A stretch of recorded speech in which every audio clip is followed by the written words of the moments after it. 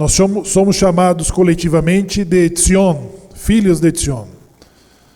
Filhos da sede da onde Hashem coloca o seu nome, ou seja, onde foi construído o Beit HaMikdash. É o centro da vida judaica, do anseio de que Napoleão Bonaparte, o imperador, ele teve a curiosidade de saber por qual motivo choravam um determinado grupo.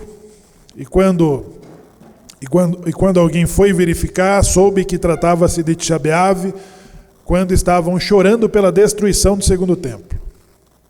E a opinião de Napoleão é de que se eles choram pela destruição de um templo de quase 2000 anos, eles irão reconstruí-lo.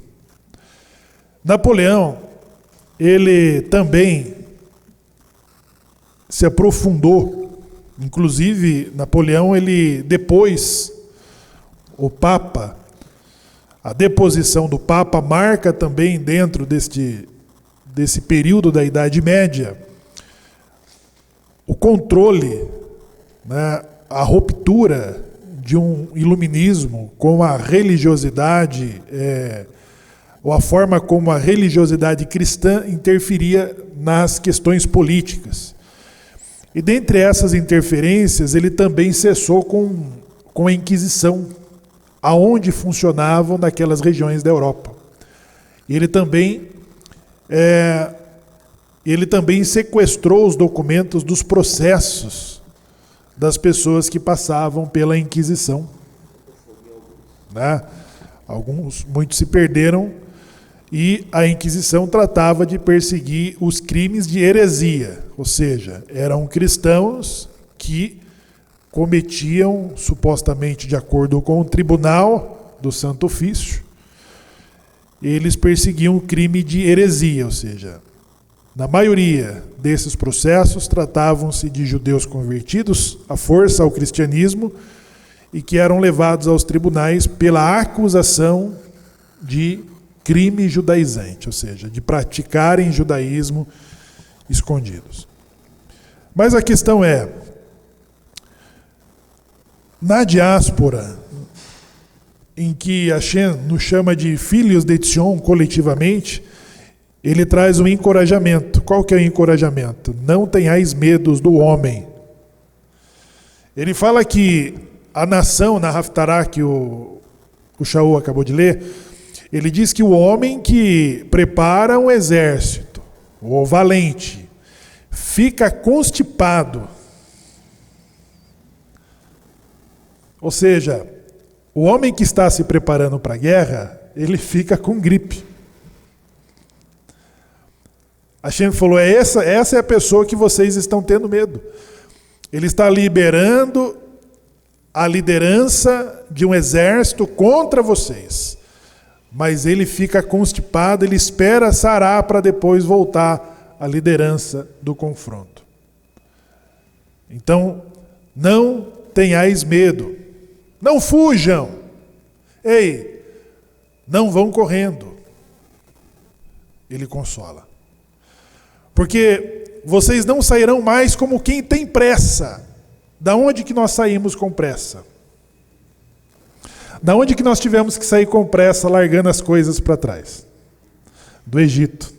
Vocês não terão que sair mais como quem tem pressa. Por quê? O Senhor irá diante de vós. Saiam tranquilos. Esse consolo, ele vem exatamente no cenário em que nós estamos vivendo. Esse cenário em que o mundo de países como o Brasil, que está num outro continente, ele está exatamente preocupado sobre como prejudicar Israel. O atual governo, ele acorda pensando como que vamos prejudicar Israel. As declarações que são feitas agora semanalmente, a uma velocidade assustadora, Nós tivemos uma ministra desse governo falando: por que o Trump não sanciona o Netanyahu, que está cometendo o genocídio?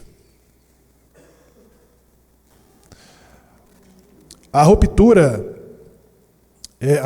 nós estamos num país de 213 milhões de brasileiros, 220 milhões de brasileiros.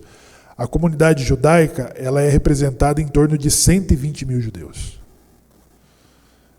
Esse número é um número expressivo de que as relações desses países, ele precisa ter uma diplomacia.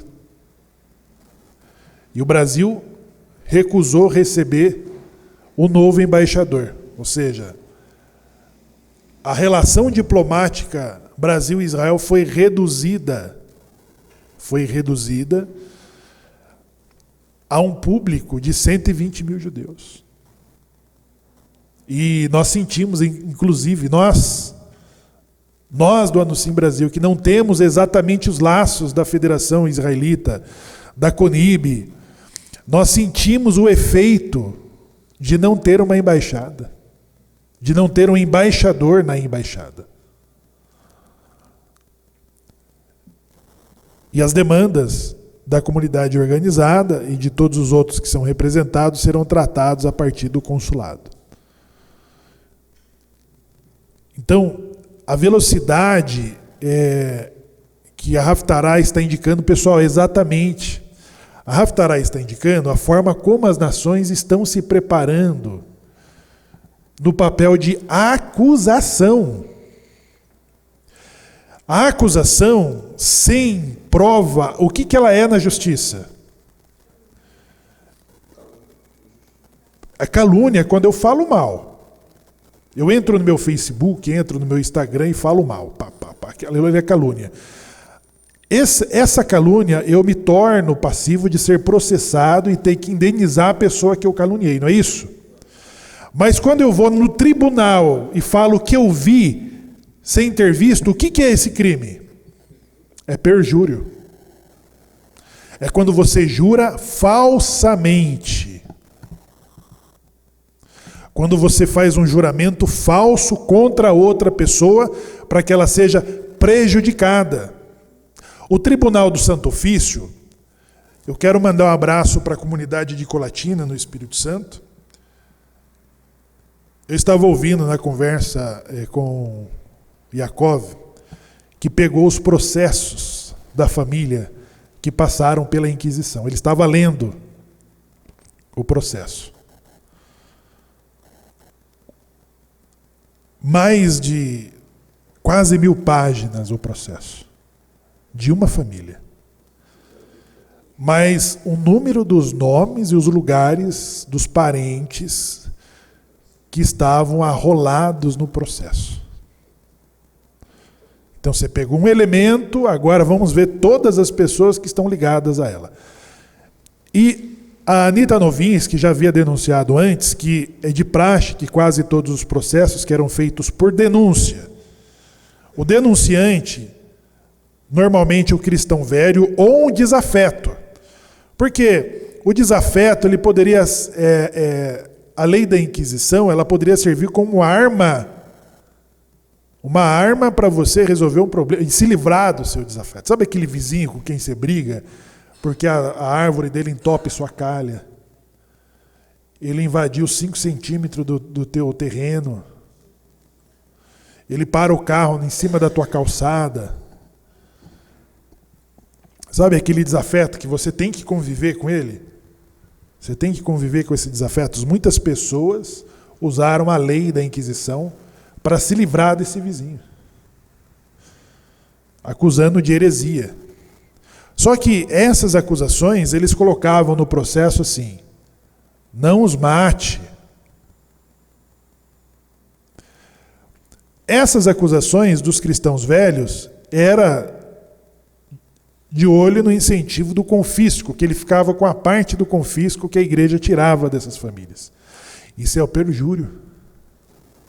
Olha, eu vi eles cantando o Shabbat Shalom, o Lechadodi. Eu vi eles circuncidando seus filhos. Eu vi ele celebrando o Shabat. E isso era suficiente para a pessoa ser levada e arrolada num processo. Só que na Torá Shoftim, nós estamos vendo que a pessoa que se colocava como testemunha, ela tinha que ter parte na execução do processo, na execução do acusado. O tribunal tinha que fazer uma acariação das testemunhas, que não era válida uma única testemunha, ela tinha que ser a partir de 2 ou 3 testemunhas para validar uma acusação, e o tribunal tem o dever de fazer a acariação entre as testemunhas de acusação.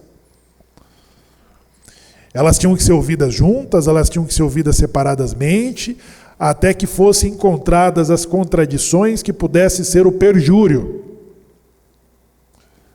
A pessoa que está usando o tribunal como uma arma contra o seu desafeto, contra a pessoa que ela não gosta.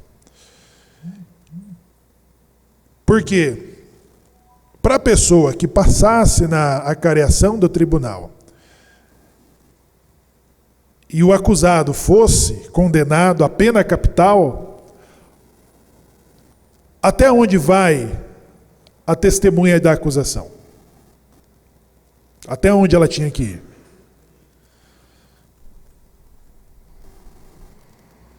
Olha, eu vi ele cometendo a idolatria. Na Torá é pena capital, certo?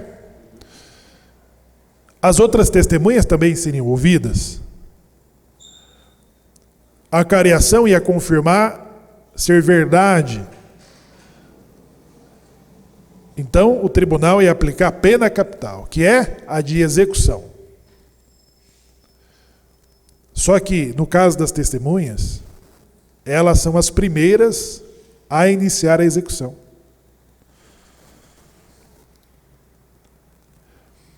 Elas têm que ir até aquele momento. Ela não tem que escrever na acusação, por favor, não matem, com uma reserva de culpa, na ambição do patrimônio daquele judeu que ia ser confiscado, ele ia ficar com a parte daquele prêmio, e o seu vizinho de anos, de décadas, seria morto por uma acusação de heresia. Muitos desses cristãos novos que morreram, eles morreram com acusação falsa. Falsa. E por isso que a Anita Novinsky, ela diz que os processos tinha a recomendação que era juntada no processo das testemunhas dizendo não os matem, que era uma forma dela ter uma reserva de que a sua ambição não ia ao ponto de desejar a morte do seu vizinho, que ia deixar uma parte da sua fortuna nas suas mãos. Então, na Torá, a falsa testemunha, ela tinha que passar, a falsa testemunha, ela tinha que sofrer aquilo que ela estava desejando para o acusado. A acariação do tribunal constou que as testemunhas são falsas. Qual seria a pena dada ao acusado se fosse verdade? É a pena capital. E agora que encontrou-se que as testemunhas são falsas, o que o tribunal deve exercer? O tribunal tem que dar às testemunhas falsas o que estava destinado ao acusado. Então isso chama-se de tribunal de exceção. Porque todas as pessoas levadas ao Tribunal do Santo Ofício, um tribunal internacional, elas morreram ou saíram aleijadas, com seus familiares mortos, saíram falidos, com todos os seus bens confiscados. Então, o perjúrio, que é a falsa testemunha, na Torá ele tem essa função de dar o temor para a pessoa. Ela pensa bem se ela vai se ela vai se envolver como uma testemunha de acusação falsa, para falar uma coisa que ela não viu, de uma coisa que ela não viu, que pode levar o acusado à morte, ou à prisão, ou à privação, ou até ao confisco dos seus bens. Mas, sendo confirmada a acusação, então, a testemunha de acusação, ela tinha que executar o acusado que foi levado à pena capital. A pedra, que era uma das formas que se matava por pena capital, ela tinha que tacar as primeiras pedras que eliminaria a pessoa por pena capital. E aí, pessoal, nós temos na oração que fizemos agora: restitua os nossos juízes como outrora e os nossos conselheiros como nos primeiros tempos. Como que inicia esta paraxá? Como que inicia lá no primeiro, na primeira leá? Como que inicia Shoftim? Juízes e policiais designarás. Sabe o que nós não encontramos na Amidá? Os policiais. Eles não estão aí, vocês percebem ou não? Restitua os nossos juízes e os nossos policiais e os nossos conselheiros como nos primeiros tempos, não é isso? Não. Restitua os nossos juízes e os nossos conselheiros como nos primeiros tempos. De que tempo que nós estamos pedindo a Deus?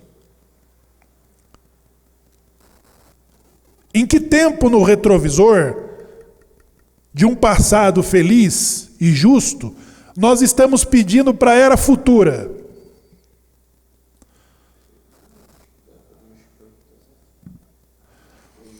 Vejam, pessoal, Moshe diz: vocês estabeleçam em tuas cidades juízes e tribunais.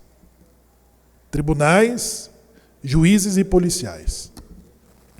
O policial, a polícia, é o que dá ao juiz a autoridade. Quando o juiz determina a sentença ou o decreto, ele pode encontrar resistência na parte que sofreu com a decisão. Normalmente o juiz está decidindo entre duas partes. Lembra do mineiro e do italiano? O italiano estava perdendo uma demanda de terra, que era sua única chacrinha, seu sítiozinho, para o latifúndio italiano, que tinha muitas e muitas propriedades.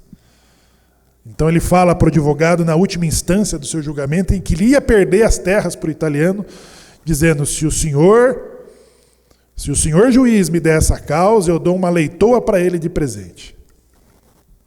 E o advogado diz: não, trata-se de um juiz da velha guarda, de família de tradição paulista, e que uma oferta dessa a esse juiz fará com que você dê a causa para o italiano.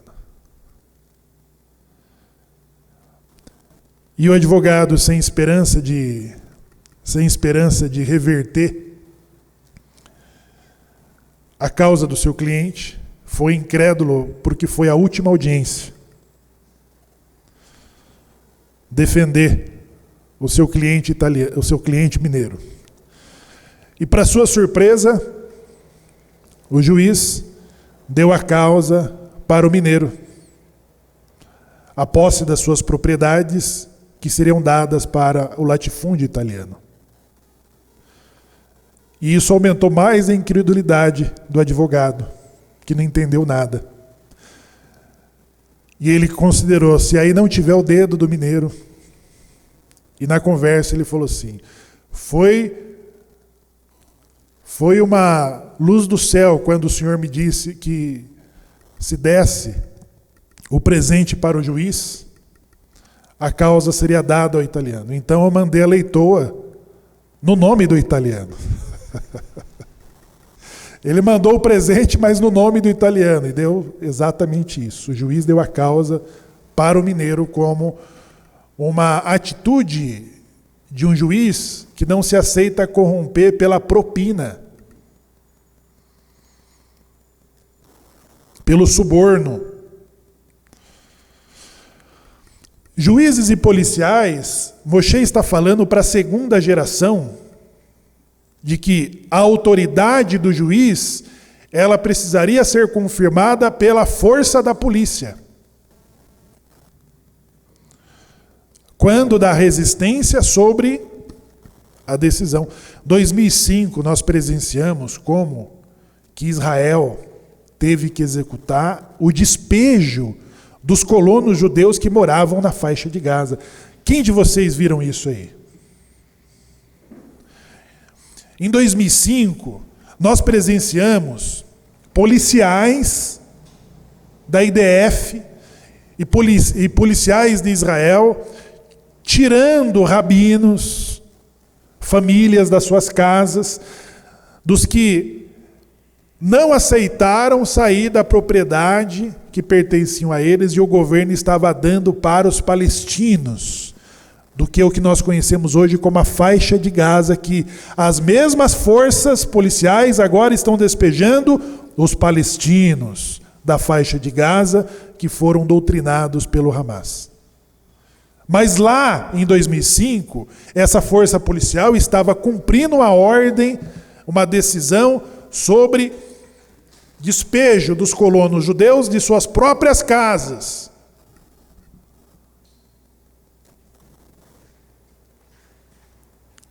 E os policiais cumpriam a ordem chorando, pessoal. Tem cenas de policiais tirando ali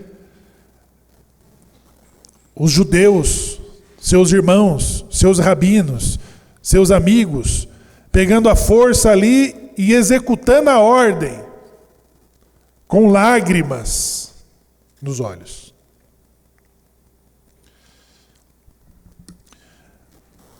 Semana passada eu vi a cena de um judeu que nessa resistência de cumprir a ordem de desocupar a faixa de Gaza, ele gritava: vocês são culpados das crianças e das mulheres que vão morrer nas mãos desses terroristas. E ele não era um profeta. Ele não era um profeta.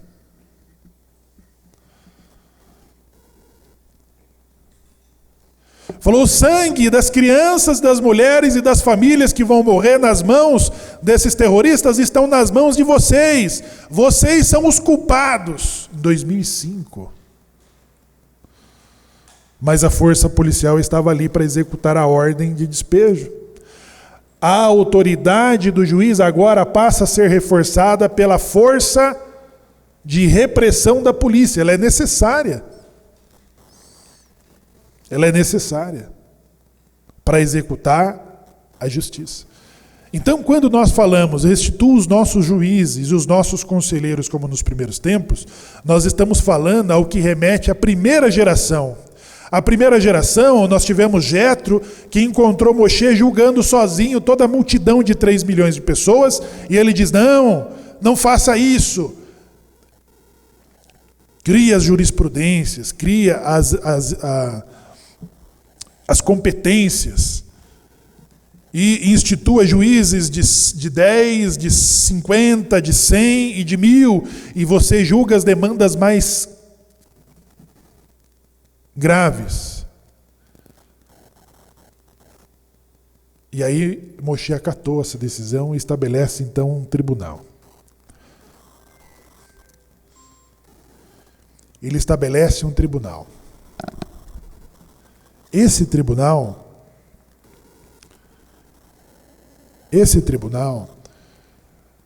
ele não tinha força policial. Tinha? Não tinha. E teve execução nesse tribunal? A Torá relata do homem que carregava a lenha, não é? No Shabat, que são supostamente o pai das moças que reivindicaram a herança, né? Soloferrat, as filhas de Soloferrat. Quando elas dizem assim: Nós precisamos ter a nossa parte da herança, porque o nosso pai, que morreu pelo seu próprio pecado, e não pelo pecado de Cora, não deixou um filho homem. E aí, o nome do nosso pai será apagado da terra, porque ele não nos deixou irmãos? Aonde, em que instância da justiça elas estavam reivindicando isso naquela altura? Para Moshe, né? Elas estavam na última instância do tribunal, ela estava na Suprema Corte. Por quê? Elas já tinham passado por todos os tribunais, de 10, de 50, de 100, de 1000, e agora a causa estava na mão de quem? Da mão de Moshe. E cria-se uma jurisprudência, a necessidade da justiça trazer as soluções das demandas, já que nós temos uma legislação que é a Torá. Nós temos as leis. Lá não tem a proibição. Nós não falamos de as leis de 365 leis proibidas, negativas, sobre não faça. E quando nós fazemos algo que atenta contra o nosso vizinho, o nosso irmão, para quem que ele vai reclamar quando a minha consciência não fez o julgamento? Alguém levou a demanda para Davi dizendo: o homem rico, dono de muitas cabeças de carneiro, pegou a única do seu vizinho e matou e serviu para a sua visita. Não era uma demanda que Natã estava propondo para Davi? Era uma demanda de vizinhos, em que um homem muito rico, com muitas propriedades, com muitos animais, ele ousou passar a cerca e pegar um único animal do vizinho, que era de estimação, que tinha um nome. Ele fez a xeritá e deu para a sua visita, como refeição. Era uma demanda. Era uma demanda que o profeta Natã estava levando para a apreciação do rei Davi. Como que Davi reagiu a essa demanda? Davi ficou indignado, falando: isso é uma perversidade, ele pensou. É uma perversidade, e essa perversidade, ele analisou que tal homem era digno de morte. Só que quando ele olhou na lei, o que ele considerou? O que ele orientou o profeta?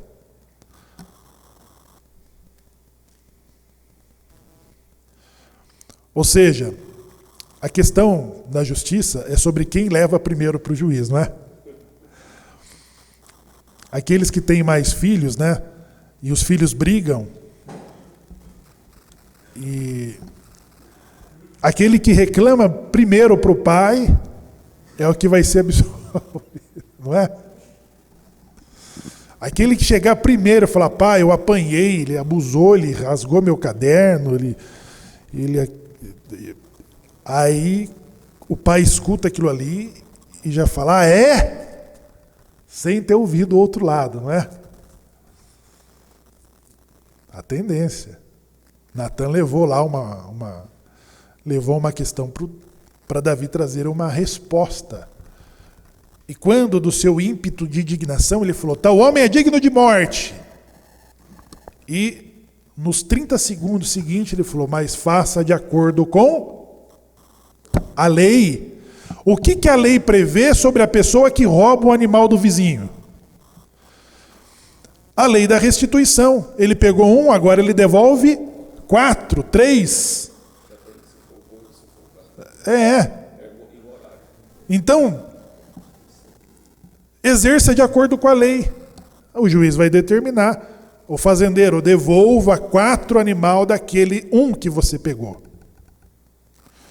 Ah, eu não vou entregar. Não vou entregar. E aí vem a força policial para executar a determinação da justiça. Não é? Eu trabalhei para um alemão que viveu na interiorzão de São Paulo, onde o padre e o delegado eram os oficiais eram as autoridades, né? Quando as pessoas iam consultar o padre, estamos falando no Brasil, e ainda existe muitas cidades pequenas e que o padre é uma autoridade, né? É consultada ali pelas pessoas.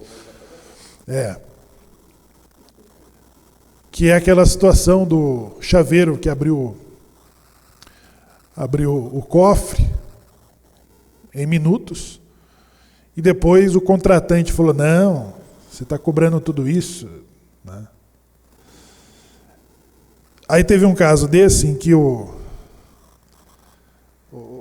delegado, de um acordo comercial, não quis honrar a sua parte. Ele não quis honrar. E com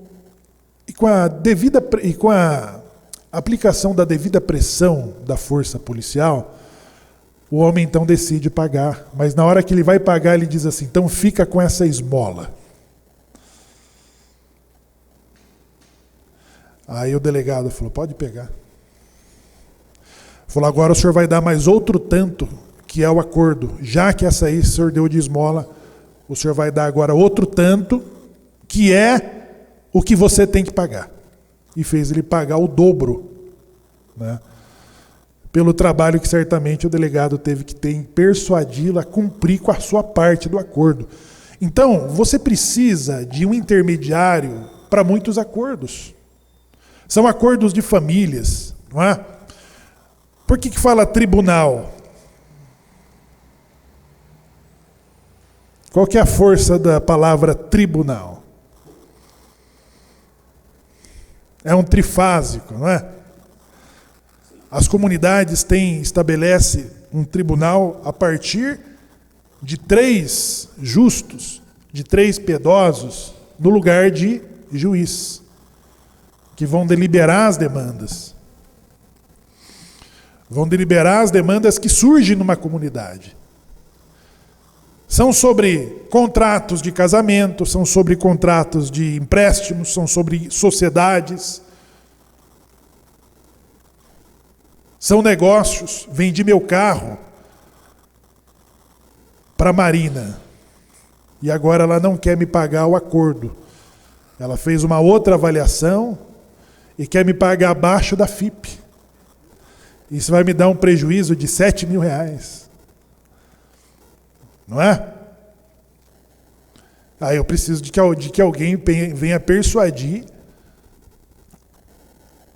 o acordo inicial. Isso não pode ser levado a uma esfera que saia fora da nossa sociedade. Entendeu? Então, os tribunais, eles existem exatamente em função desse desenvolvimento que vai muito além do que o de vir para o Shabat. Nós temos filhos e filhas, não temos?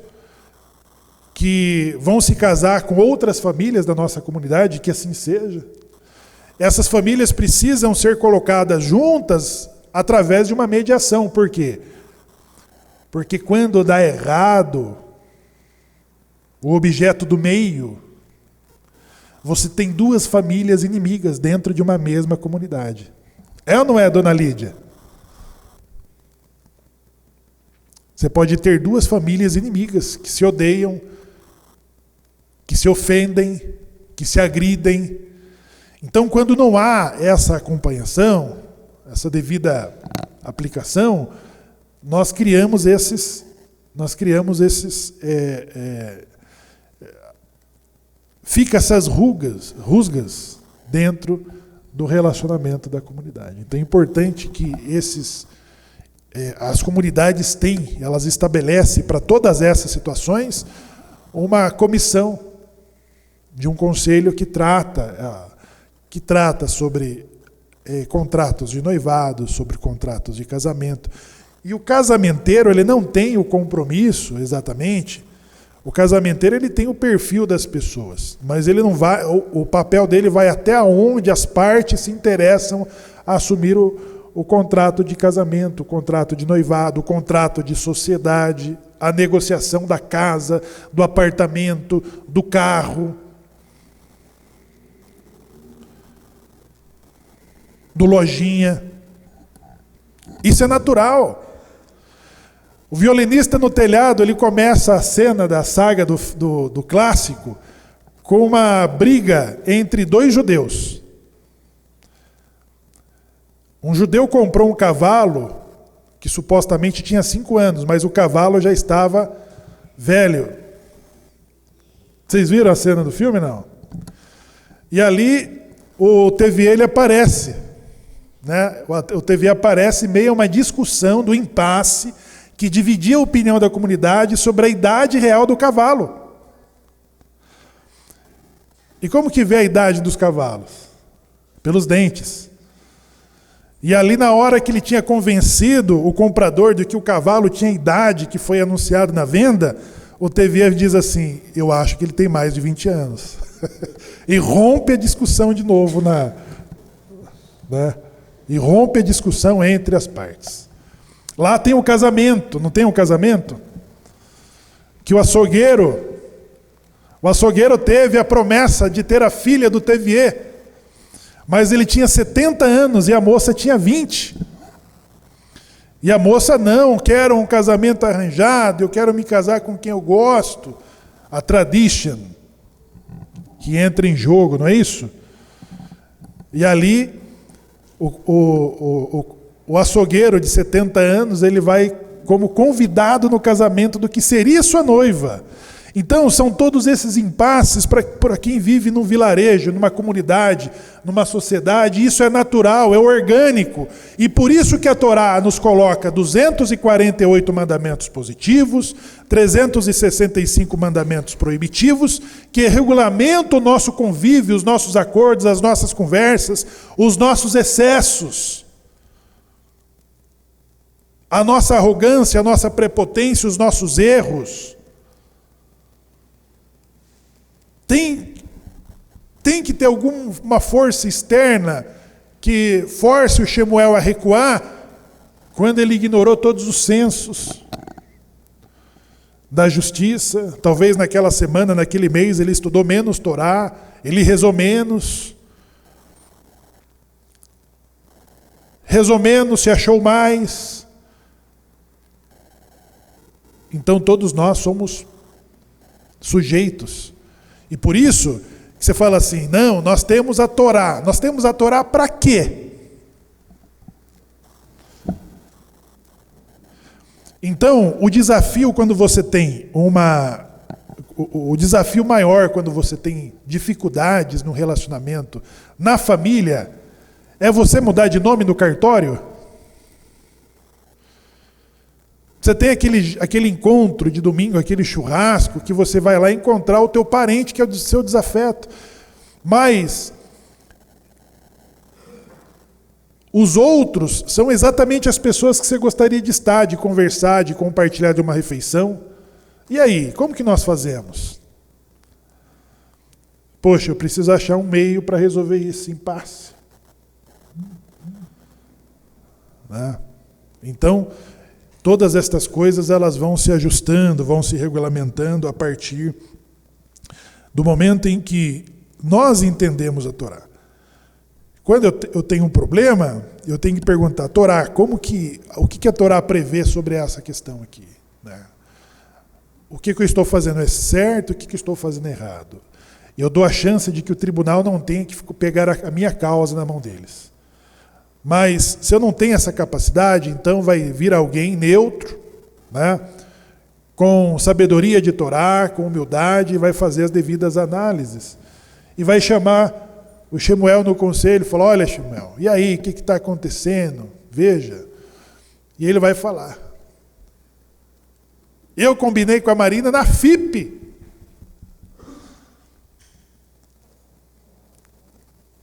Mas ela não quer me pagar na FIP. Na tabela, ela quer me pagar menos. Né?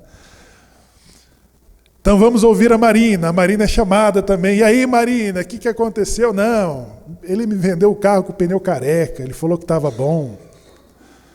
Ela tem que ser ouvida, ela vai ter os seus motivos. O motor que ele falou que estava na garantia está rajando. Ele deu só uma garibada. Você acha que é justo eu pagar na FIP se ele não manteve a parte dele, se o que ele falou não era verdade? Aí o tribunal tem uma decisão para tomar entre a demanda da Marina e do Shemuel. E o tribunal vai falar assim: olha, Shemuel, no anúncio você falou que o motor estava na garantia, não é? Aqui a mensagem que você mandou para ela. Você falou que os pneus eram novos. Você colocou lá um pneu menos de meia vida. Então nós vamos decidir que ela vai pagar abaixo da tabela para corrigir essa distorção sua.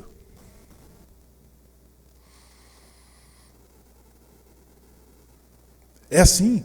E essas coisas acontecem. Porque, sei lá, aos lapsos, né? Aos lapsos.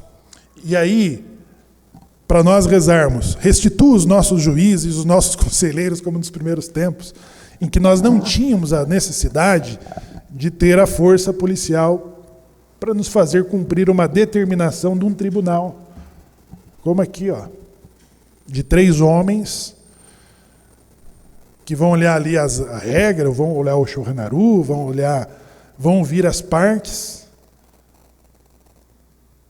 Ouviu o Shemuel, agora vamos ouvir a Marina, e eles vão tomar uma decisão. E se essa decisão não agradar o Shemuel, não agradar a Marina, é uma decisão a ser cumprida. E fim de papo. E aí, que se recorra. Então vamos recorrer a uma outra instância. Passa o caso para mais 4 pessoas diferentes. Vamos chegando. Shofitim, pessoal, estabeleça em tua cidade juízes, porque quando uma sociedade não se combina,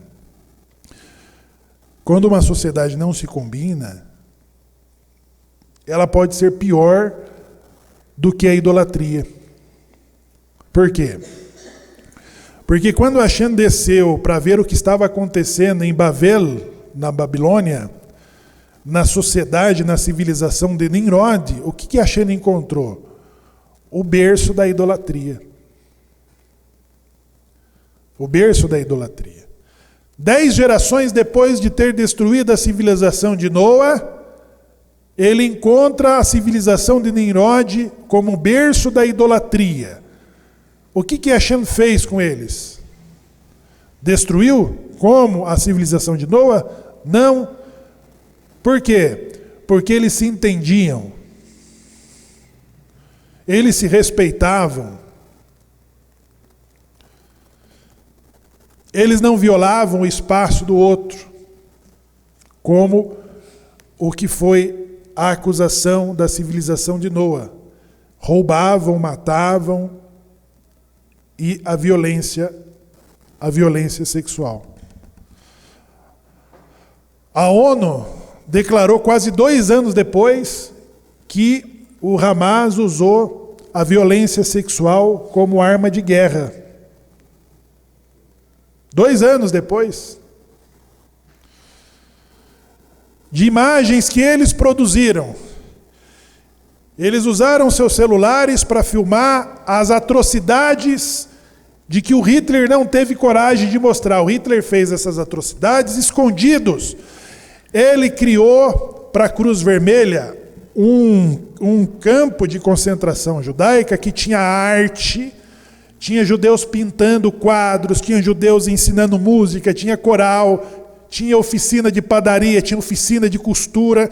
Então, quando a Cruz Vermelha, das denúncias de que estavam exterminando os judeus, iam lá para ver aonde a Gestapo levava a Cruz Vermelha, a Cruz Vermelha saía feliz. Não, mentira, os judeus aqui são bem tratados, eles comem bem. Eles escondiam as atrocidades. A ousadia do Hamas foi de filmar e transmitir ao vivo. No Facebook, eles estavam fazendo lives das atrocidades. Hoje, às 20 horas, inclusive, nós vamos ter a transmissão da entrevista de um dos sobreviventes que estava no festival, que sobreviveu ao ataque do bunker, com mais de 40 jovens israelenses, muçulmanos e de outras nacionalidades que 9 sobreviveram ao ataque do bunker, com granadas, com tiros, com gases. E um dos relatos que ele diz, ele fala: eu fui colocado dentro de Auschwitz, porque eu estava junto com outros, e antes deles lançarem granadas, eles jogavam gases, como chama? Gás lacrimogêneo. O gás lacrimogêneo é para você dispersar manifestos, não é isso, Haron? Em campo aberto. São gases que eles fecham as vias aéreas. Eles criam estagnação da respiração. Mas nas ruas, pessoal. Aí, a tendência de que aquelas manifestações, elas se afastam daqueles gases que está sufocando ela. Elas vão procurar lugares longe daquele... Ou seja, é uma função de dispersão. E eles jogavam esses gases dentro dos bunkers. Porque quem saísse do bunker era metralhado. Então eles eram fuzilados. E ficaram ali num quartinho, num ponto de ônibus, com base de concreto. E eles ficaram ali, porque quem saía era metralhado. Então eles ficaram ali comprimidos e eles iam jogando esses gases. Ele falou assim: eu estive de novo numa câmara de gás com mais 40 pessoas. Para depois eles começarem a jogar as granadas. Assistam, pessoal, porque hoje existe uma campanha negacionista de que isso não aconteceu. Não se passou 2 anos e há um negacionismo sobre se isso aconteceu. Shoftim nos ensina sobre como organizar a nossa sociedade. Sobre o equilíbrio no momento em que as coisas ficam balançadas entre a família da Marina e a do Shemuel. A Marina entra numa porta, o Shemuel sai pela outra. Aí vem o tribunal e traz o equilíbrio de volta, estabiliza as relações. Então, a sociedade de Nimrod, ela não foi destruída porque eles eram civilizados. Se respeitavam, se ajudavam, não mexia nos limites de cada um, respeitavam os limites de cada um, era respeitado.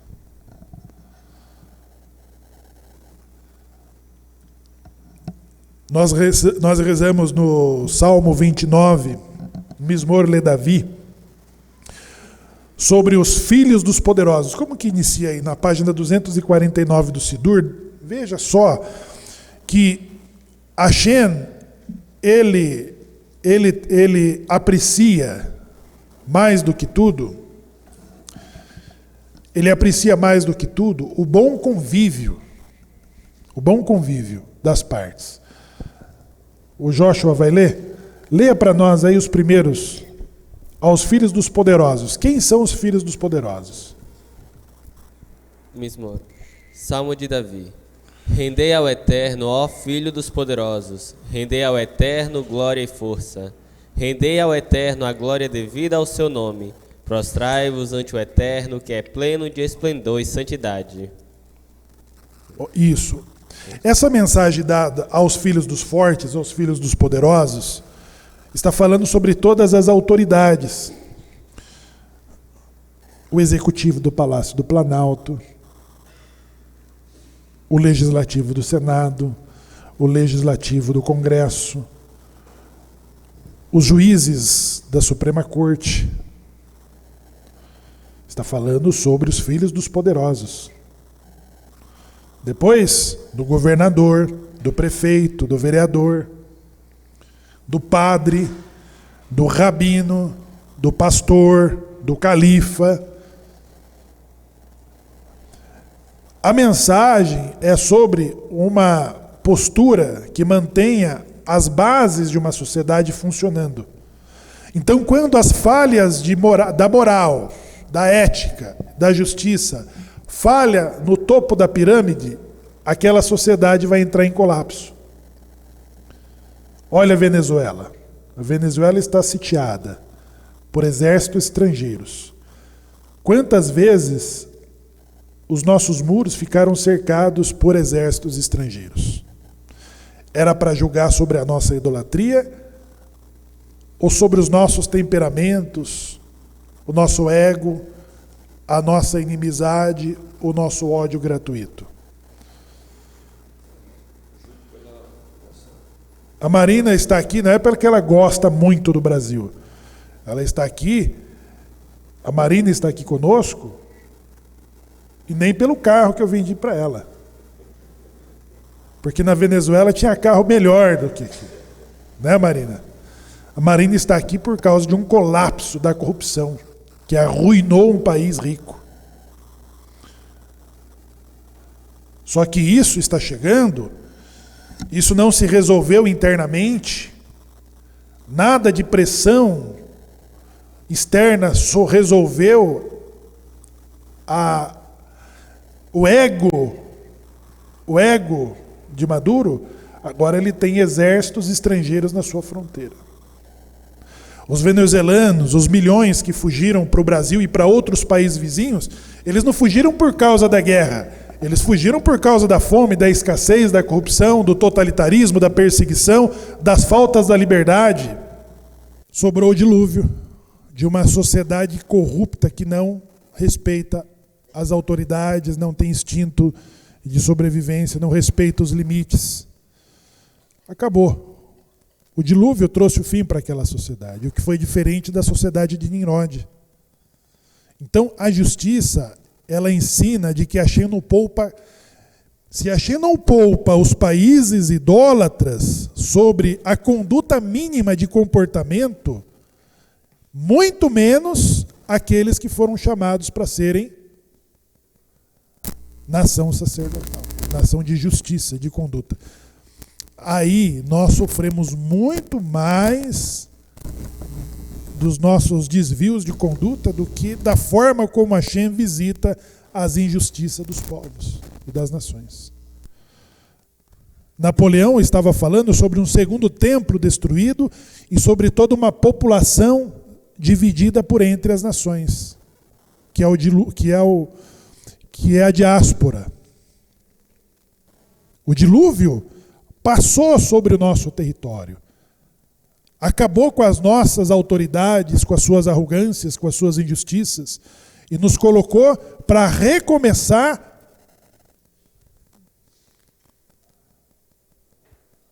de lugares diferentes. Certamente, os refugiados da Venezuela, eles têm que se adaptar à alimentação,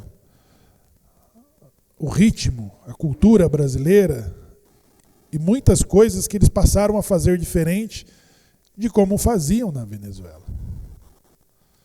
Esperando que a Venezuela seja livre, seja libertada do seu cativeiro da corrupção.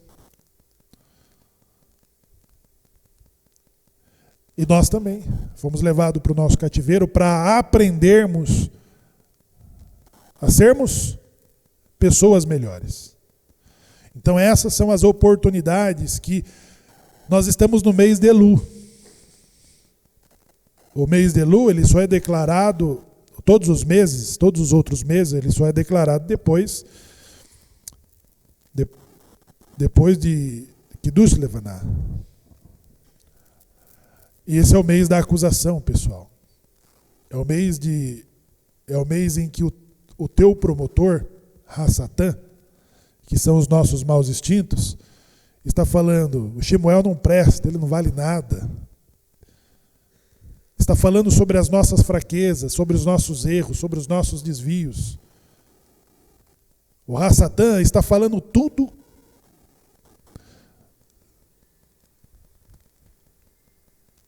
de ruim do que nós fizemos nesse último ano. Por isso que esta porção também trata das cidades refúgios, porque ela diz que a nossa Torá, o estudo da Torá, ela é uma cidade refúgio para os que estão sendo acusados. Porque a pessoa que cometia um crime involuntário, um homicídio involuntário, que chama de crime culposo, uma pessoa atropelou um pedestre na rua e ele veio a falecer, a justiça declara ele como um potencial homicida culposo. O dolo é quando a pessoa tinha intenção de matar. Ela estava atocaiando, preparando, ela planejou a morte da pessoa. E aí não importa o instrumento, que também pode ter sido com carro. Né? Tem pessoas que cometem homicídio com carro. Então a justiça vai analisar se aquela vítima que morreu não era um inimigo, não era um desafeto, não era um planejamento para definir se aquilo é um culposo ou se ele é doloso. Mas é culposo, então ele não tinha intenção de matar, eles não se conheciam, eles não eram inimigos, ele não planejou aquela morte, foi um acidente. Então, ele tem que fugir do vingador. O vingador é o acusador. E ele tem que ir se refugiar onde? Nas cidades refúgio, até que o sumo sacerdote morra, que é quando ele pode sair da cidade para fugir do vingador. Então, quem que é o acusador? O acusador são os vingadores. Os vingadores é o que está analisando a sua culpa, de que o tribunal te absolveu. O tribunal analisou que não havia inimizade entre eles. Ele não planejou aquela morte, acidente de trabalho, acidente de trânsito. Um assalto a uma armada. Ele não pode ir para a cidade de refúgio. Ele vai ser julgado com o rigor da lei. Então, na cidade de refúgio, é o mês de Elu. O mês de Elu em que estudamos a Torá para encontrar sobre o que o vingador quer de nós. Quem assistiu aos Vingadores? O Vingador lá, como que chama lá? Agora tem que encontrar aqui as pessoas que se declaram velhas, né? Ninguém quer. O Rabi disse que nunca assistiu isso aí. Aquele que tem o mestre dos magos. Caverna do Dragão, né? Tinha lá o Vingador. E o velhinho era o Walter Junqueira. Era o mestre dos magos, dos encantadores, né? Ele aparecia ali e resolvia, dava os enigmas. O Vingador, ele tinha uma outra análise. O tribunal absolveu por não ver inimizade entre os dois. Mas a família, o pai, o parente que teve a perda, ele não vê da mesma forma. Ele falou, você atropelou porque você olhou o celular no trânsito. Então você é culpado, você assumiu o risco de que o meu parente morresse. Agora eu vou te matar. Então, tem que fugir da mão do vingador. Um acidente de trabalho, você não olhou ali, não sinalizou. Quantas pessoas morrem por acidente de trabalho, gente? Por negligência. Negligência. Muitas pessoas morrem por acidente de trabalho, doméstico. Então, na Torá diz que uma mitzvah de pôr na sacada o quê? Uma maca, né? De pôr o parapeito de que não haja um acidente. Você fez um poço com profundidade de 3 metros, tem que demarcar, tem que sinalizar, tem que cercar, para que um animal ou uma criança não caia ali. Tem gente trabalhando numa escada de altura, no andaime, tem que cercar para que o curioso não fique debaixo do andaime e a ferramenta caia na cabeça dele.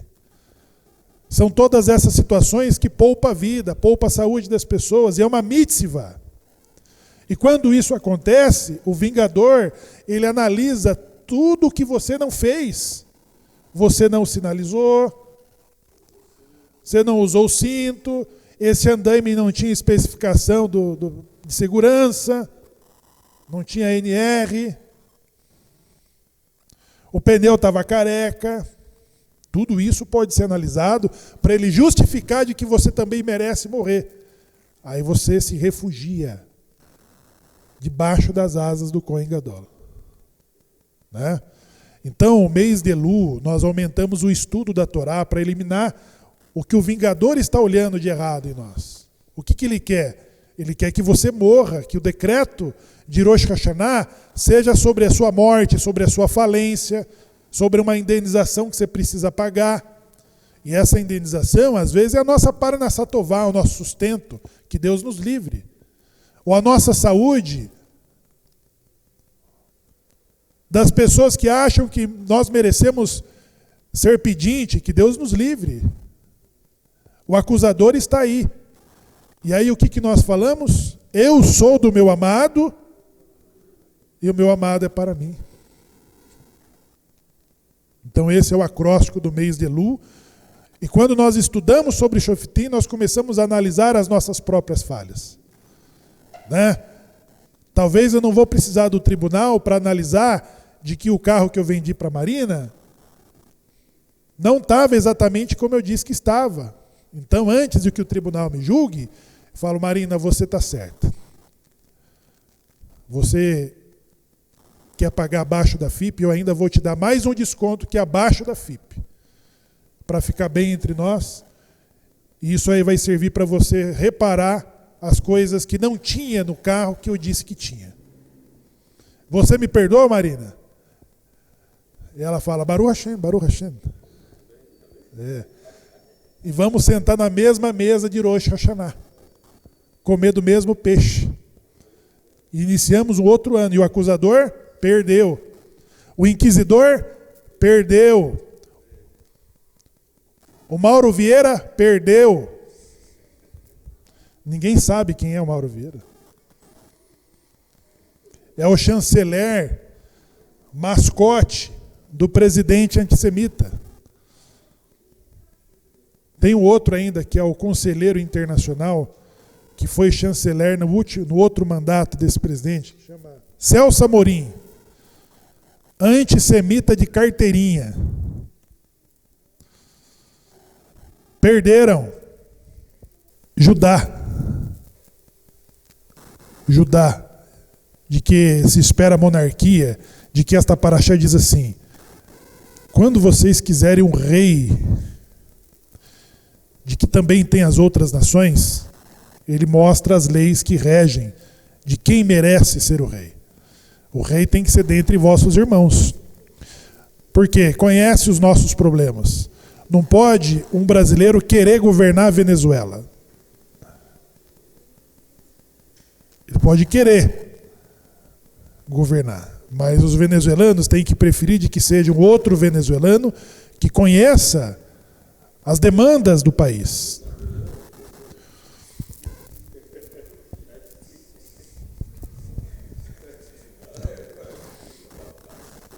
Dizem que o Lula é um Benanus.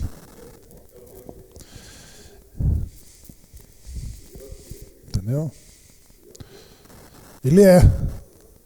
Mas então, o rei, ele tem que ser do país,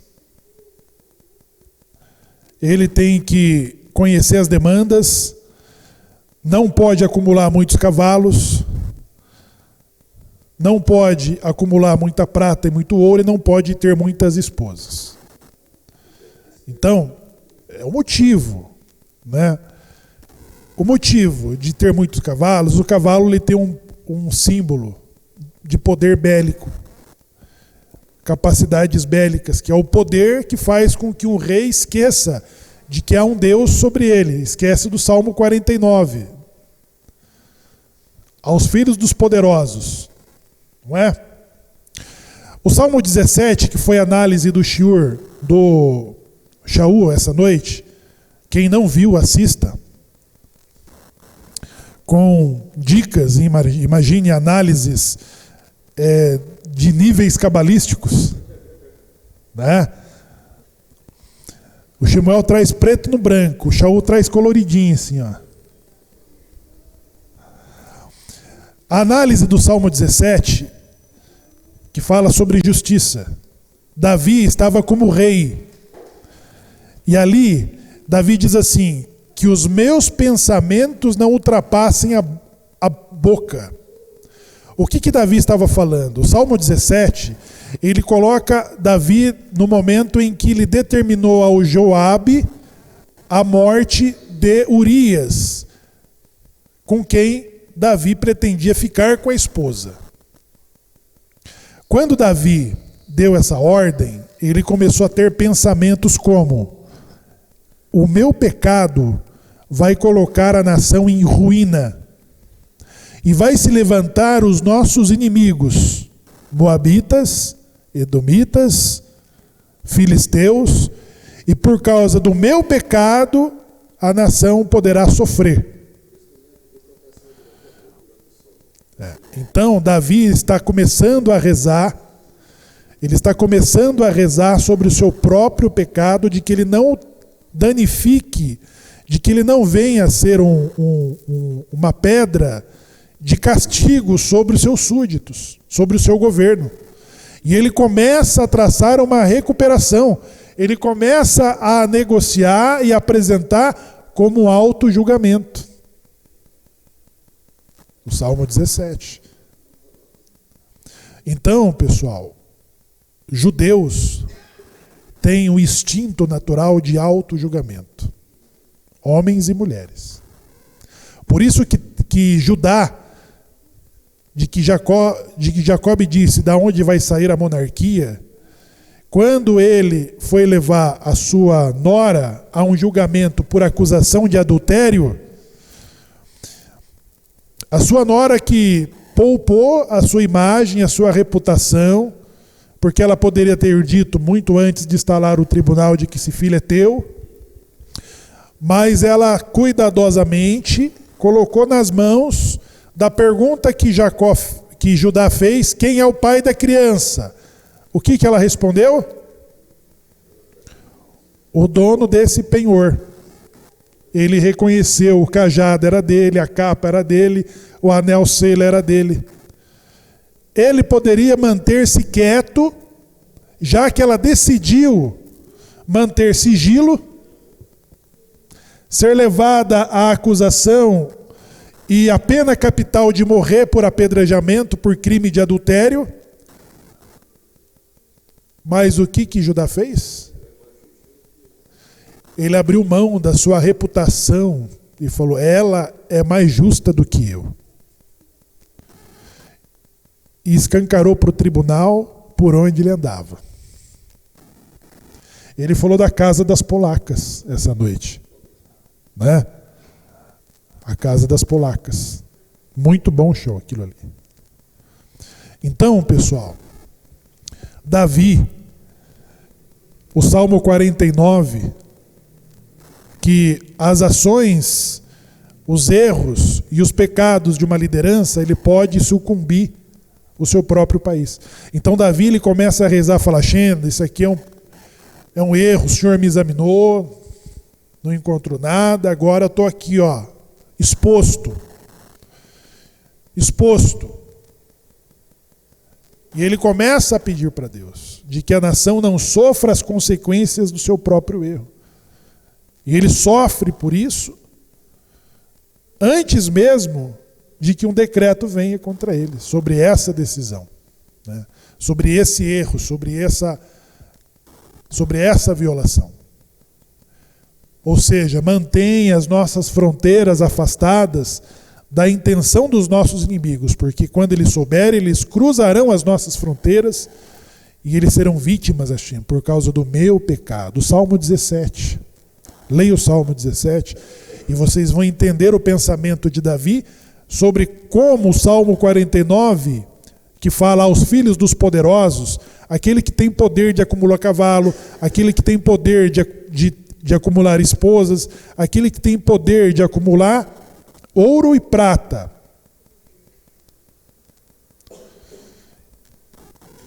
Mas ele governava pensando em quem? pensando no povo.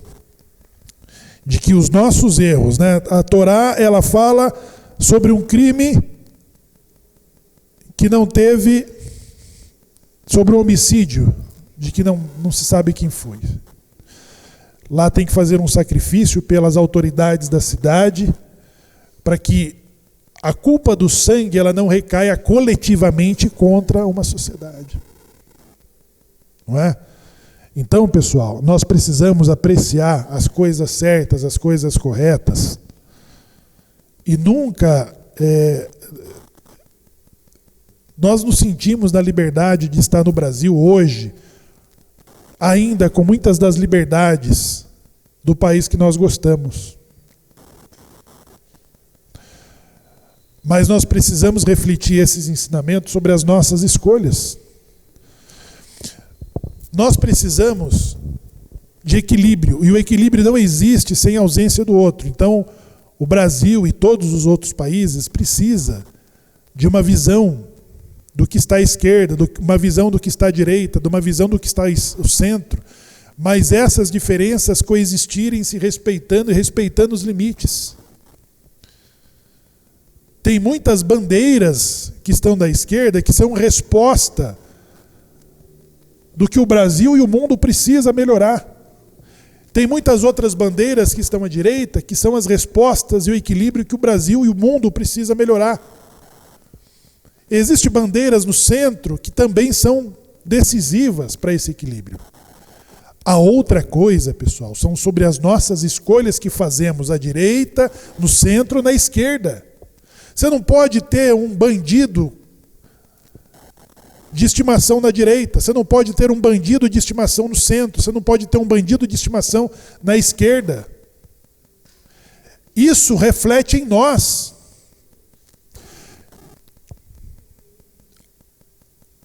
E essas escolhas, ela reflete no contexto geral.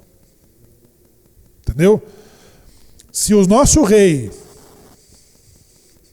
ele tem que se julgar, ele tem que ter consciência, ele tem que ter moderação na ouro e na prata. Por que fala sobre não acumular muito ouro e muita prata? É sobre corrupção, é sobre enriquecimento ilícito. E aí você esquece as demandas do país para acumular o máximo que você pode durante o tempo que você tem. Por que não ter muitas esposas? Porque o cara não está num paraíso sexual. Ele tem que governar, ele tem que tomar decisões. O governo não é feito de prazer para ele. Ele não pode acumular cavalo, ou seja, se sentir no poder da supremacia, de que não há um Deus sobre ele, que ele pode subjugar e submeter todo mundo a um braço forte, totalitário, autoritário, caçando liberdades, perseguindo as pessoas. Não. Então, o equilíbrio de um rei está aí na forma como a Torá. E isso deve refletir também na forma como nós escolhemos as nossas lideranças. O síndico do teu prédio é aquele que te favorece ou aquele que faz as coisas certas que o condomínio precisa? O vereador da tua cidade é aquele que ajuda você a comprar a telha da tua casa e te dá 10 sacos de cimento em troca do teu voto? Esse é o bom vereador que vai decidir sobre a sua cidade? O prefeito é aquele que rouba, mas faz? Não pode ser essas as nossas escolhas, porque não tem como dar certo. Isso não reflete Torá. E não importa onde ele esteja. Se ele é corrupto, na direita ele tem que se ferrar, no centro ele tem que se ferrar, e na esquerda também. Então as nossas escolhas, porque diz assim, o país, os súditos merecem o rei que tem. Por que os súditos merecem o rei que tem? Porque isso reflete as nossas escolhas. Você tem um presidente ladrão, é porque nós temos um pensamento de ladrão. Não é diferente. O Congresso é corrupto. Ele falou, justiça e somente justiça, tzedek, tzedek, tzedek, faça justiça. Não, é o Gilmar Mendes. Não é o Gilmar Mendes, não. Começa aqui, na minha casa. Porque não fala assim que nós temos que fazer de tzedakah? Quem faz tzedakah é o quê? O que é tzedakah? Tzedek é justiça. É sobre o que nós fazemos das nossas escolhas, dos nossos bens. Vou tirar proveito, e vou conseguir tirar a Bolsa Família, sendo que eu nem preciso. Eu vi um judeu recusando o registro na carteira porque ele ia perder o Bolsa Família. Isso é corrupção.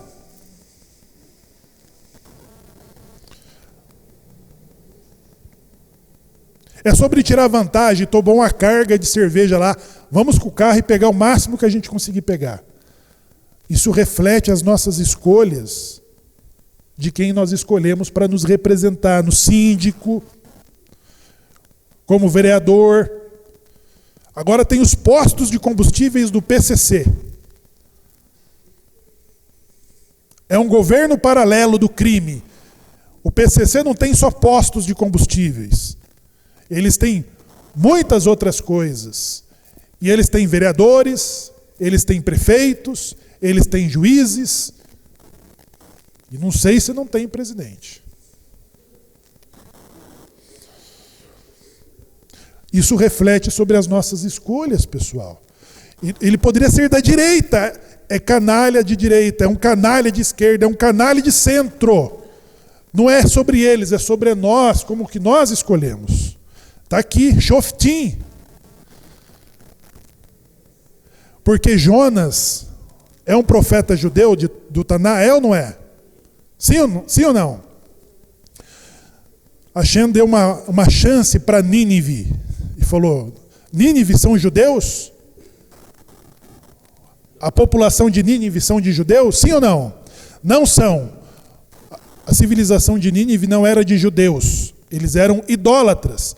E por que Jonas foi enviado pelo tribunal celeste sobre os desvios de conduta de Nínive?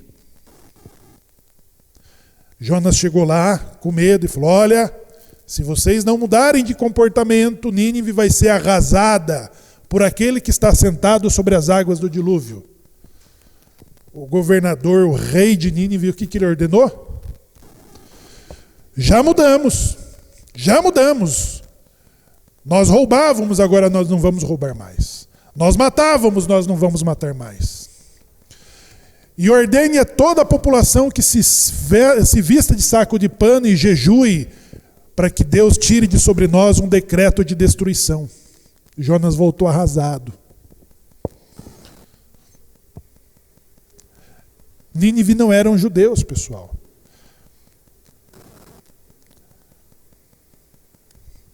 Eu tenho medo de falar que nós temos um presidente do Senado que é judeu. De que temos judeus dentro da Suprema Corte. Barroso, Fux. Mas 62% da população brasileira está de olho na decisão de um juiz evangélico. Aí nós perdemos a oportunidade nas pequenas coisas, e quando você chega lá na Suprema Corte, você tem um hábito de quando você era um estudante. Nós temos juiz da Suprema Corte que diz que colava na prova, que falsificou. Ele está lá na Suprema Corte. Não muda, pessoal, o padrão de comportamento quando você não é famoso, quando você não é poderoso, quando você não é importante, não muda, porque são sínteses corruptas que vai assim, ele só vai mudando a escala.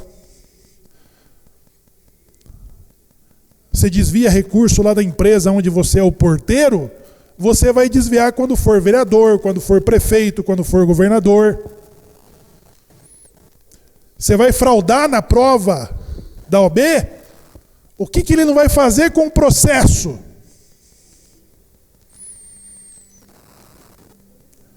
Então, isso tem que mudar em nós. Tzedek. Justiça. É certo, eu faço. É duvidoso, não quero saber disso aqui. Se livra, pessoal, dessas coisas. Porque isso vai moldando o nosso comportamento. Porque a corrupção é quando a gente fala assim, não, o carro vai ser guinchado, vamos ter que pagar pátio, vamos ter que pagar multa, e vamos ter que pagar para tirar o carro. E se eu der 200 para o guarda, é muito menos do que toda essa despesa. O que é isso aí? Suborno. Falar, guarda, o senhor está certo, o pneu está careca, o farol está queimado, o senhor leva o carro e depois a gente vê o que tem que fazer. E mesmo se o guarda insinuar, e que tal a gente resolver isso com um cafezinho? Não. Por favor, faça o seu dever. Agora o senhor prenda o carro.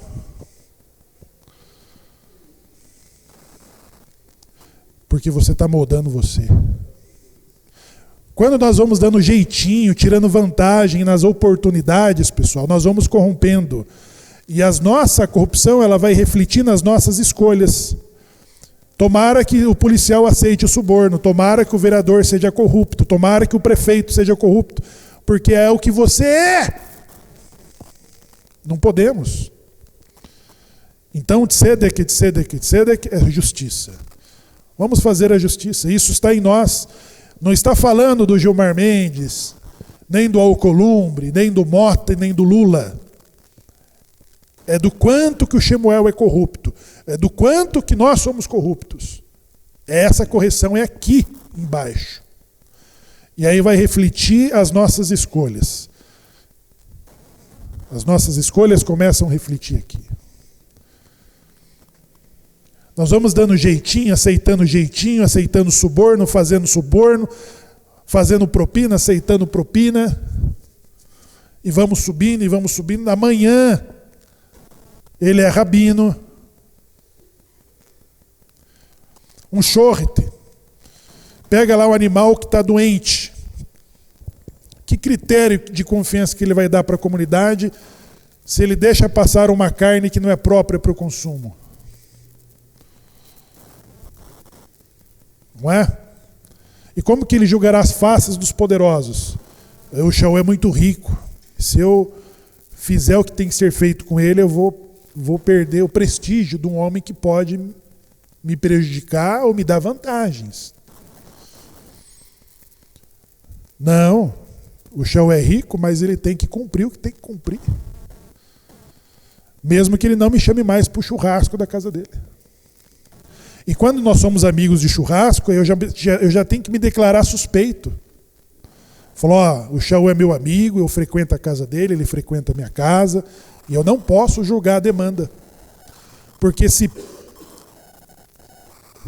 a decisão favorecer ele, as pessoas vão falar que é conchavo. Então vamos pegar um outro que não frequenta o ambiente com ele. Que não vai parecer conchavo. São sobre essas escolhas, pessoal. Mas dessa vez não é contra o Lula, não é contra o Alcolumbre, não é contra o Mota, é contra nós. Então, nós só merecemos o governo que reflete nós. Isso é um reflexo nosso. Se eles estão no poder, é porque eles refletem as nossas escolhas, aqui embaixo. Então nós precisamos querer coisas certas, as coisas justas. Shoftim, não adianta nós rezarmos, restitua os nossos juízes e os nossos conselheiros como nos primeiros tempos. Se nós não temos a disposição de começar essas mudanças, né? E que o santo bendito seja ele, dê para nós rabinos honestos, vereadores honestos, prefeitos honestos. Oi?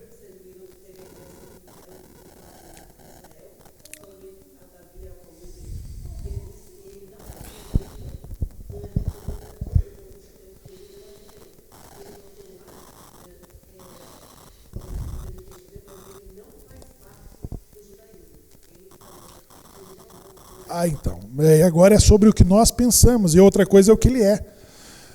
Então, agora eu posso falar, ele não me representa, as escolhas do Alcolumbre não me representa como judeu, e é verdade, mas ele não deixa de ser judeu. E aí, pessoal, é sobre nós, porque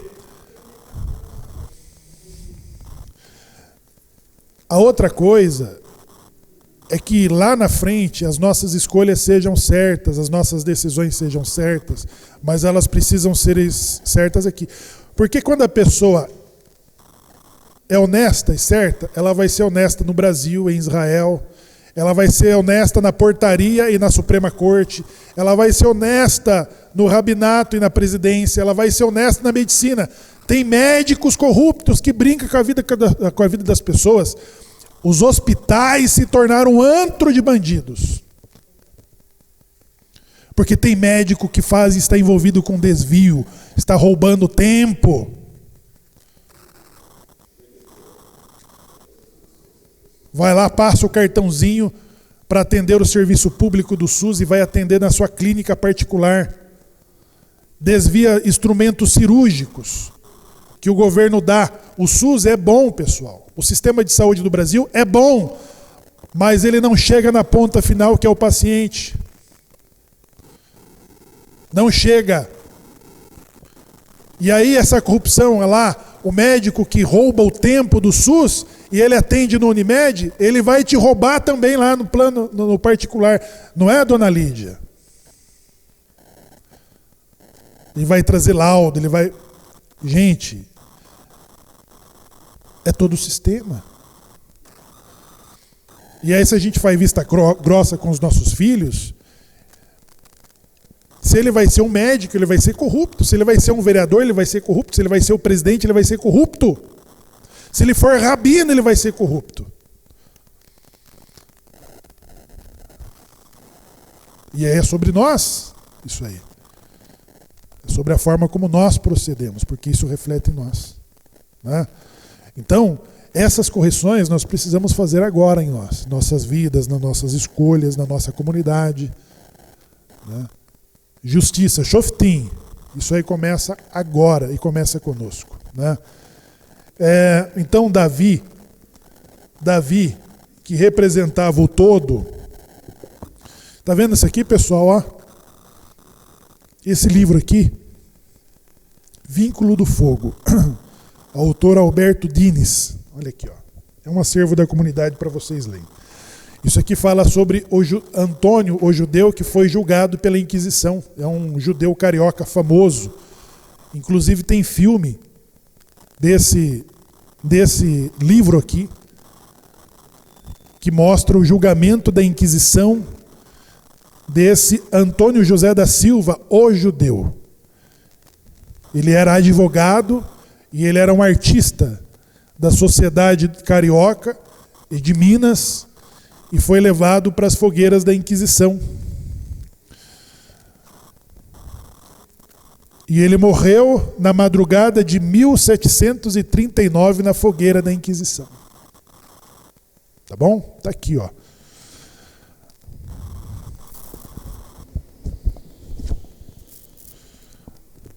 São os tribunais internacionais. Entenderam?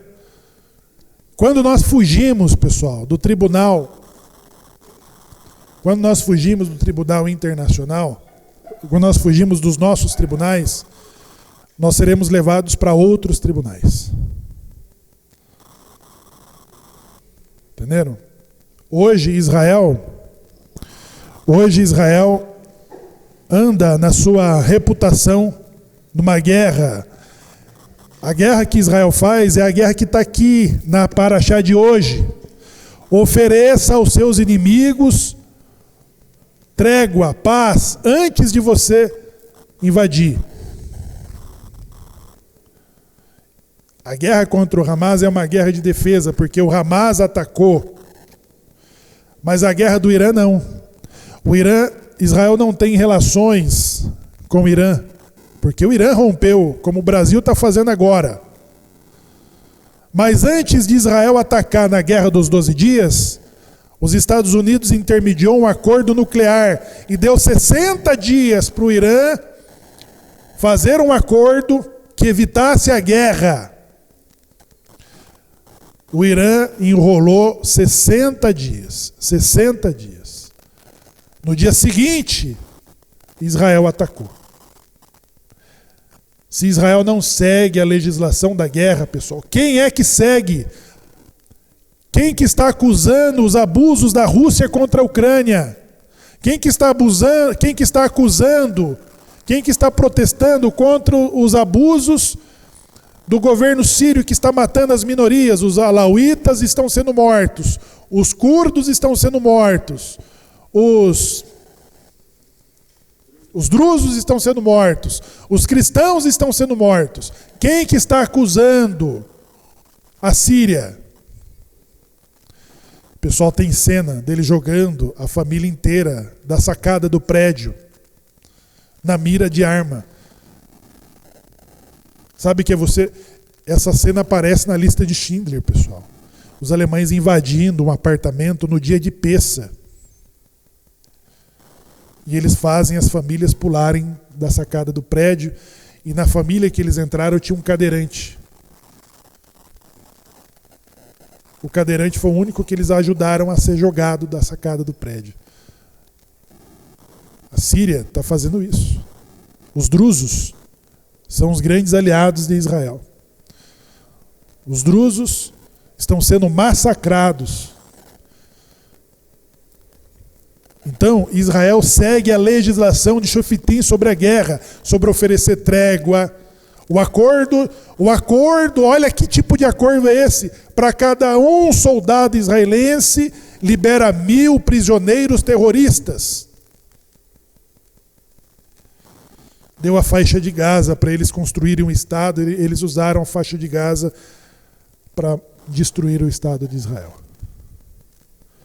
Olhem, pessoal, Israel é signatário da Carta da ONU, que é um dos critérios que torna ele uma das grandes democracias. Existe pontuação das democracias, dos países que são considerados democracias, e as suas liberdades são as medições. Israel está a um nível, em 2022, Israel estava dezenas de pontos acima da democracia brasileira, no Oriente Médio.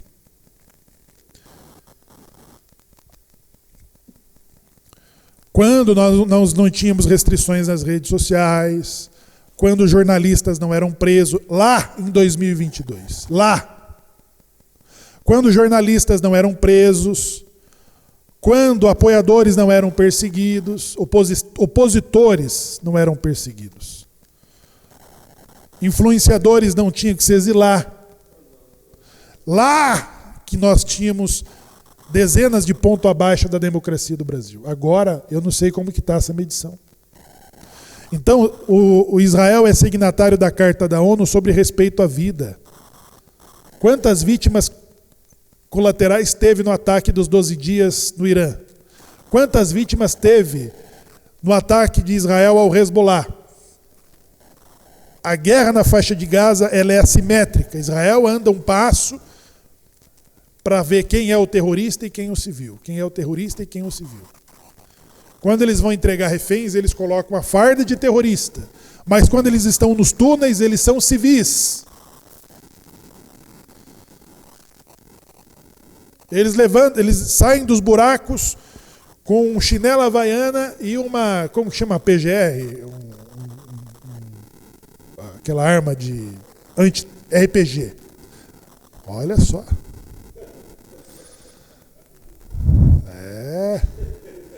Não é só sobre plantinha, né, Ivone? Não é sobre hortaliça, né? Tá ali, ó. É isso aí, meus parabéns. Tá informada, não pode ser levado como massa de manobra. É isso, pessoal. Enquanto somos brasileiros, nós temos que fazer o nosso papel de brasileiro e seguir Torá no Brasil. Não enganar, não iludir, não ultrapassear. E tem um pensamento, não, o Goi pode. Eu não concordo com isso. Entendeu?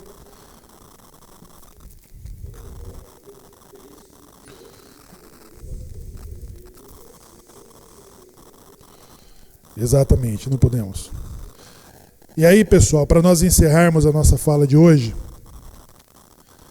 a Haftarah que traz consolo como Sion, os filhos de Sion, que somos nós, ela está falando, inclusive, sobre não temer, não tenha medo.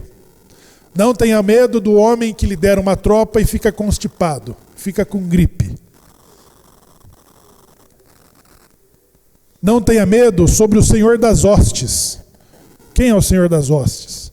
O Ronaldo Gonçalves que fala: ao Senhor dos exércitos. Eu sirvo ao Senhor dos exércitos.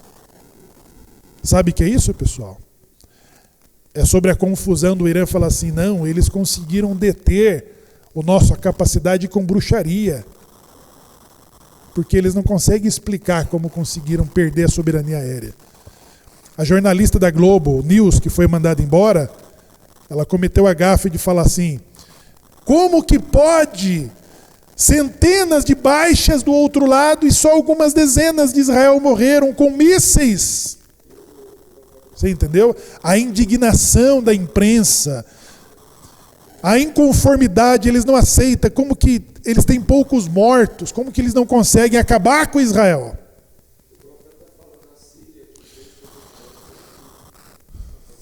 Exato.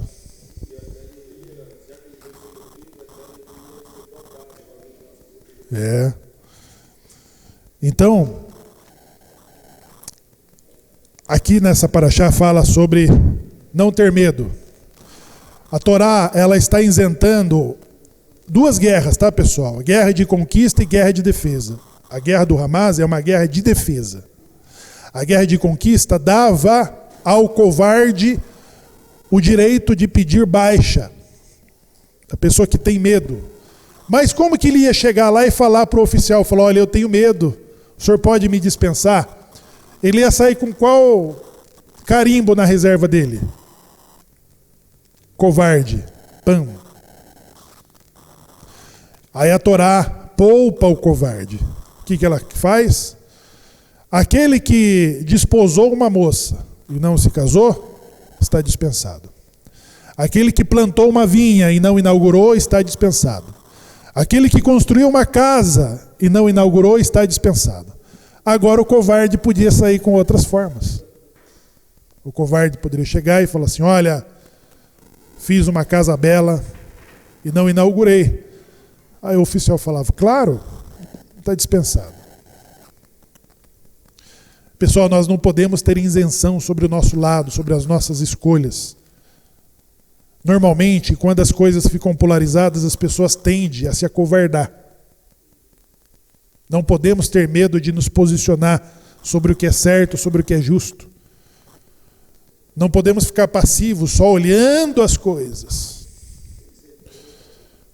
Então,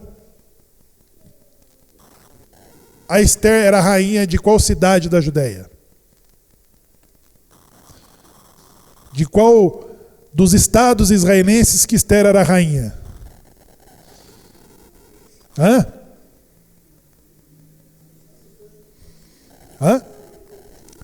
Qual?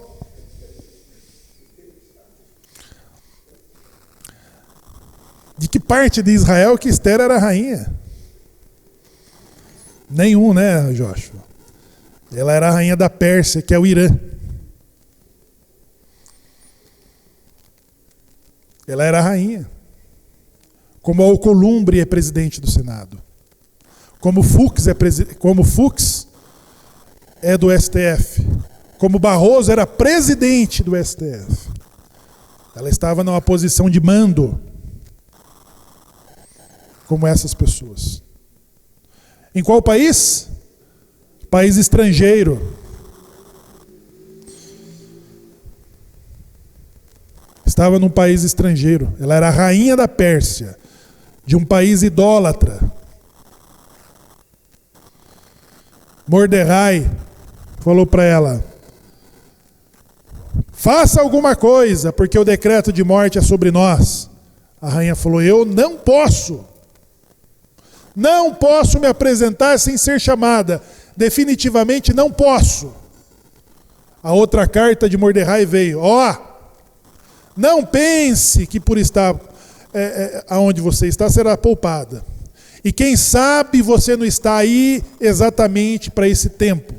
E que se você nada fizer, a ajuda vai vir de outro lugar.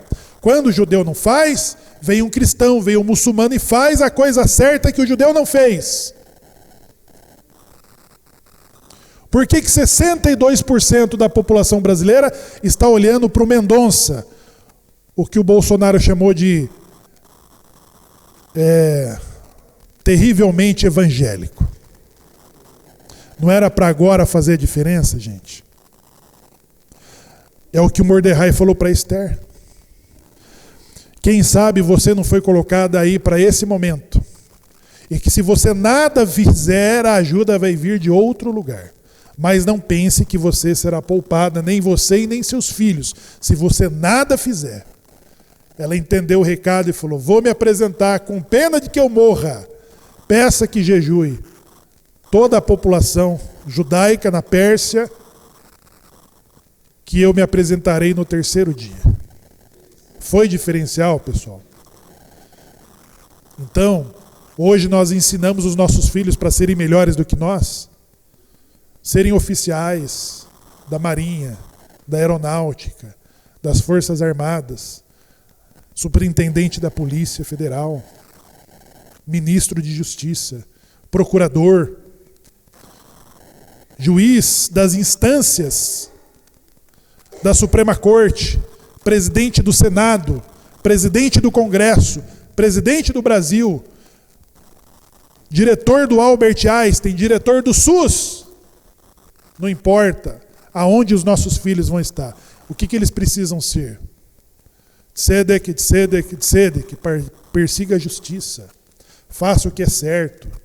Porque no momento que você estiver lá no topo, tem uma missão que só você pode fazer. E depois a história não perdoa os covardes. Não perdoa. Nós tínhamos que ter aqui a Erudite falando assim: eu tenho orgulho do Alcolumbre. Ele é judeu, olha, Baruch Hashem. Não. Estão se envergonhando, baixando a cabeça. Falou: não, nem fale que ele é judeu. Diga que ele não é, que é melhor. Entenderam, pessoal? É sobre isso. É sobre quando nós estivermos lá, sobre quando os nossos filhos estiverem lá para fazer a coisa certa. Ele é um rabino? Vai ser um rabino, um tzadik, um justo, piedoso. Vai ser secretário da saúde do Estado? Vai presidir o SUS? Meu Deus, vamos socorrer, vamos levar vida. Vamos potencializar. Vamos acabar com a corrupção do sistema do SUS. Médicos, pessoas perversas, envolvidas em corrupção que leva as pessoas à morte. Roubando o Estado, roubando as pessoas, roubando instrumentos, roubando medicamentos. Meu Deus! No Paraná, pessoal, vindo de São Paulo, eu trouxe minha mãe para cá para tratar, atendida pelo SUS. São Paulo está um caos, a saúde pública, porque o recurso não chega lá no paciente. Mas o Sistema Único de Saúde ele é bom. Ele é bom se tiver um bom secretário, um bom ministro da saúde que persiga todas essas corrupções que existem no meio do caminho. Nos diferentes estados. Entendeu? E quando você coloca alguém para mexer com a corrupção, você levanta um antro de bandido para defender e para depor aquele que vai se levantar. Mas tem que ter coragem, tem que ter firmeza de fazer a coisa certa.